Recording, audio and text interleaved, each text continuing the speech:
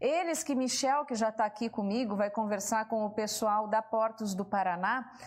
Esses pescadores, Michel, não sei se você conseguiu ouvir aí no seu retorno, mas eles querem ser ouvidos antes de que se realize essa explosão das pedras ali do Complexo da Palangana. Então, a gente já até chamou o pessoal da Portos do Paraná para se manifestar a respeito desse assunto, para que eles possam dar o posicionamento deles e também dizer se podem entrar nesse consenso com os pescadores, se podem pelo menos ouvi-los, né, Michel? Por favor, então, traga as notícias daí. Exatamente, Diana. Mais uma vez, boa tarde para você então e a todos que estão nos acompanhando. Como você disse, nós estamos aqui no Porto de Paranaguá agora para ouvir então o lado aqui da Portos do Paraná, que também está por dentro deste assunto. Vale destacar então, né, que a Portos do Paraná iniciou a elaboração do projeto executivo para a remoção de parte do complexo de rochas conhecido como Pedra da Palangana. A formação que fica submersa na região do Porto de Paranaguá está localizada na área de manobra, limitando a capacidade e também o tráfego dos navios na entrada da Baía de Paranaguá. Por isso, eu vou conversar com o João Paulo Santana, diretor de Meio Ambiente da Portos do Paraná, que vai explicar para a gente. João, primeiramente, explicar para o pessoal de casa o que é a Pedra da Palangana hoje para o Porto de Paranaguá, o que ela acaba dificultando na movimentação, na entrada de navios aqui no Porto de Paranaguá. Boa tarde. Boa tarde, Michel. Boa tarde, telespectadores que estão em casa. Queria agradecer a oportunidade de nós estarmos aqui hoje esclarecendo essa polêmica que está acontecendo em torno dessa obra da derrocagem. Antes de explicar o que são as Pedras da Palangana, eu gostaria de esclarecer que esse processo de licenciamento para essa obra se iniciou ainda em 2009. 2009 iniciou porque a derrocagem das palanganas fazem parte do processo de aprofundamento do canal de navegação dos portos do Paraná. Então, quando foi feito o início do procedimento, lá ainda em 2009, na sequência o órgão ambiental licenciador pediu para que fossem feitas as audiências públicas. Em 2011, as comunidades pesqueiras foram ouvidas. Tanto é que nós temos medidas compensatórias para os pescadores, que são os 14 trapiches que estão sendo executados. 2 já foram executados na Ilha do Mel, tem 5 iniciando bem em breve, 2 em Antonina, na Ponta da Pita e Portinho. Vai sair também 1 no Rocio e 2 aqui na Ilha dos Valadares e depois mais 7 em outras comunidades. Muito bem. Indo à sua pergunta sobre do que se trata as Pedras das Palanganas, é importante destacar que as Pedras das Palanganas, elas ficam embaixo da água, elas não ficam lá na Ponta da Cruz, na Ilha da Cotinga. Elas ficam a 12 metros de profundidade e elas fazem parte de um grande maciço rochoso que tem mais de 400 mil metros cúbicos de volume. O que nós vamos derrocar? Nós vamos derrocar aproximadamente 12% que fica somente dentro do canal de navegação. Por que a gente precisa derrocar? Porque está oferecendo risco à navegação. Quem é de Paranaguá se lembra do acidente que ocorreu com o navio Norma, que rasgou o seu casco exatamente nessas pedras e teve um grande acidente ambiental em decorrência disso. Então, para garantir o aprofundamento do canal e para fazer com que não tenha riscos às navegações, a entrada e saída dos navios, a gente vai fazer a remoção dessas pontas de pedra no fundo do canal. É importante destacar que essa derrocagem ela ocorre entre as boias do canal de navegação, local que hoje não é permitido parada de barcos e nem pescar lá naquele local, porque é dentro da via de navegação. Então essa é a nossa necessidade hoje de fazer essa obra. João, 2 questões. A gente acabou de mostrar também uma manifestação que acontece neste momento. Os pescadores estão se manifestando e, de acordo até mesmo com o que a repórter Ana Zampieri falou há pouco, eles pedem um diálogo com a Portos do Paraná. Primeiramente, há esse diálogo? A empresa conversa com os pescadores neste momento? E outra questão, há alguma possibilidade de algo dar errado durante essa derrocagem e acabe então perdendo os peixes ali? Como que é toda essa manifestação dos pescadores neste momento, falando a respeito dos peixes, tartarugas, enfim, que podem ser perdidas naquele momento? Então vamos lá. Primeiramente é importante a gente destacar que o diálogo sempre está aberto com as comunidades. A gente sabe que grande parte do movimento hoje, que é legítimo, que está sendo reivindicado, é pelo pessoal do MOPEAR, e a gente tentou contato durante essa semana, chamamos para diálogo, ligamos para o seu Cláudio, para o seu Didico do Tibicanga, né? Eu conversei também com algumas pessoas que me falaram que lá na comunidade da Bertioga o seu Leco estava com algumas dúvidas, que é líder comunitário. Eu tenho dialogado muito também também com o pessoal do Cebuí, em especial o Jailson, né, que é familiar do seu Oscar, que é o líder comunitário de lá. Então, todos eles estão convidados para virem aqui conversar conosco, para a gente explicar como é que foi todo esse procedimento e de que forma o Porto também pode dialogar e trazer outras medidas compensatórias para as reivindicações deles no futuro, né? Porque o Porto constantemente está fazendo licenciamentos de obras e se porventura haja alguma forma de que isso prejudique a atividade pesqueira, as comunidades tradicionais caiçaras que reivindicam legitimamente os seus territórios, a gente está aqui para dialogar com eles. Agora, falando um pouquinho sobre os processos de derrocagem e, porventura, o que possa acontecer dali, é claro, eu não posso mentir, pode ocorrer mortandade de peixes, mas para isso a gente está fazendo inúmeras ações aprovadas pelo órgão ambiental, dentro de atividades que especialistas estão nos auxiliando para fazer com que isso seja mitigado, ou seja, que diminua o risco de algum acidente. Por exemplo, a gente vai fazer cortina de bolhas com mangueiras no fundo do mar, ao redor das pedras, mergulhadores vão entrar lá, fazer o afugentamento, espantar os animais que estejam lá embaixo, vai ter um aparelho emitindo um sinal sonoro durante antecedente à explosão para espantar os animais.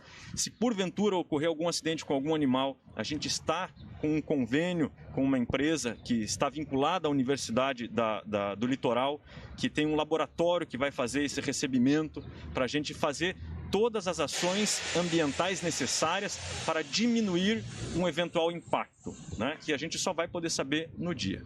Uma outra questão também levantada pelos pescadores, João, a respeito de uma expansão do Porto de Paranaguá até a Ilha da Cotinga. Como que a Portos do Paraná se coloca também nessa questão que foi levantada pelos pescadores? Não é verdade. O primeiro ponto que a gente precisa esclarecer é que a derrocagem não vai ocorrer na Ponta da Cruz, na Ilha da Cotinga. Outra coisa, o Porto não vai mais ampliar em direção à Ilha da Cotinga. O canal que os pescadores que vêm de Guaraqueçaba, que vêm do outro lado da Bahia para Paranaguá, para trazer o seu pescado, que usam como trânsito, não vai ser bloqueado pelo Porto. Aquilo ali continua como está. Tanto é verdade que o Porto está trabalhando em processos de licenciamento de ampliação para dentro da água, o que a gente chama de terminais em formato de T, F e L. Ou seja, para dentro do mar e não para o lado da Ilha da Cotinga e muito menos para o lado da Igreja do Rocio. João, muito obrigado pelas suas informações. Então, o João explicou para a gente, diretor de Meio Ambiente da Portos do Paraná. É importante esse diálogo entre a Portos do Paraná e também com os pescadores. Vou conversar agora com o Júnior Leite, que vai explicar para a gente. Ele é um vereador aqui da cidade de Paranaguá e se coloca como favorável, então, à questão da derrocagem aqui na entrada da Pedra das Palanganas aqui no Porto de Paranaguá. Júnior, é importante falar, então, como que o senhor, como vereador, se coloca favorável a uma questão como essa, até mesmo por questão de desenvolvimento, geração de empregos aqui na cidade, é isso mesmo? Boa tarde. Boa tarde, Michel, Tony no estúdio, a toda a nossa população que nos assiste nesse momento. Importante citar o ponto positivo dessa obra que o dos Portos do Paraná irá fazer aqui para melhorar a segurança da navegação, consequentemente aumentando a capacidade dos navios que chegam em Paranaguá e, consequentemente, gerando mais renda, mais emprego para a nossa população, que a gente sabe que num momento difícil de pandemia que a gente vem enfrentando, a falta de emprego afeta diretamente a nossa população. E nós apoiamos essa iniciativa, não só essa, como outras que os Portos do Paraná têm feito ultimamente, parceria com o município para melhorar o acesso ao porto, agora a navegação dos navios que chegam aqui, é muito importante a consequência disso.